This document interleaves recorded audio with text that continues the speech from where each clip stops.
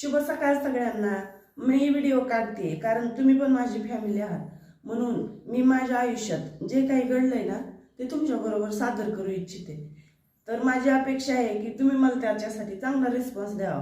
कालच्या व्हिडिओला जसा दिला की तुम्हाला जसं की मी सांगितलं, मी घर सोडून आले आणि जॉब घर गेले, तर मला थोडीशी सर्दी बिर्दी झाली, आवाज जर व्यवस्थित येत नसेल तर माफ करा मला। परंतु माझं लग्न वयाच्या 13व्या वर्षी झालं होतं। मी 7वीला शाळेत होते, त्यावेळेस माझ्या आई वडिलांनी एका मुलाबरोबर माझं लग्न लावून दिलं होतं। तर तो मुलगा खूप दारू पित होता, परंतु त्यावेळेस मला ना एवढं समजत नव्हतं। मी लहान असल्यामुळं मला काही 13-14 वर्षाची असल्यामुळं एवढं काही समजत नव्हतं, तरीही मी त्याच्यासोबत राहिले।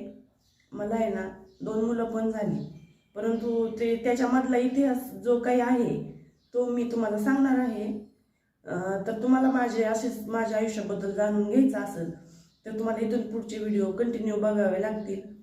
तर माझं लग्न कसं झालं, मी त्याच्याबरोबर कशी राहिले, मी मध्ये काम काय केलं, कसं कसं राहिलो, हे मी तुम्हाला पुढच्या पार्टमध्ये सांगेन। तर तोपर्यंत धन्यवाद।